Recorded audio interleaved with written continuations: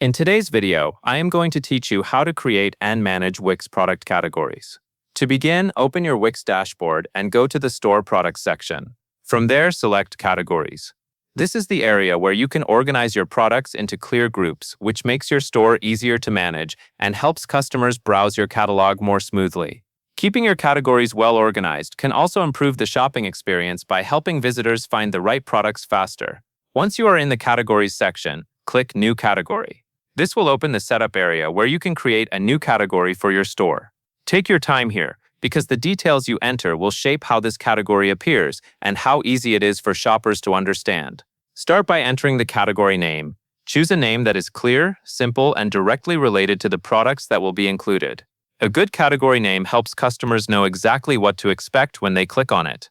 After that, fill in the description. This is where you can add a short explanation about the type of products in that category. Keep the description concise but useful. It should give enough context to guide customers without overwhelming them. Next, add a category image. This image helps represent the category visually, which can make your store look more polished and easier to navigate. Try to use an image that matches the products in that category and fits the overall style of your website.